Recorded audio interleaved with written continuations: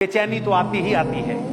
ये तो इस दुनिया का उसूल है कि बेकरारी, किसी जालिम का जुल्म या कारोबार में नुकसान तो आता ही आता है। उससे बड़ा अजाब हमारे ऊपर ये होता है कि हम उस मायूसी का शिकार हो जाते हैं जिसकी वजह से शैतान हमें अल्लाह से दूर कर जाता है। ये उससे बड़ी तकलीफ दे बात है कि जब मुश्किल वक्त आया, बजाय इसके कि इंसान उम्मीद अफसा बात करे, खैर है ये वक्त गुजर जाएगा, मेरा अल्लाह मुझे इस घाटी से निकाल देगा, ला तहज़न इन्नल्लाह माअना, गम की बात नहीं है, मेरा अल्लाह मेरे साथ है।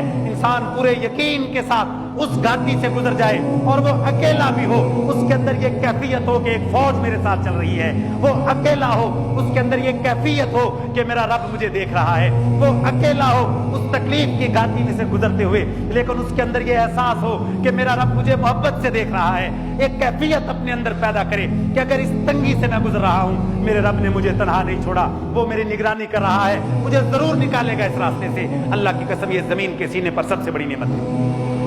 यहाँ पर बीमारी आती है तो इंसान की मायूसी भी साथ ही आ जाती है। यहाँ पर कारोबार में थोड़े से हालात तंग हुए, साथ ही नमाज से दिल बेजार हो गया। यहाँ पर थोड़े से कर्जा इंसान के ऊपर चढ़ा अपनी गलती की वजह से, तो इंसान मस्जिद भी आने छोड़ गया। जी हालात बड़े परेशान है। भाई परेशानी का मतलब तो ये है कि परेशानी हल करने के हाल के आगे झुक जाओ।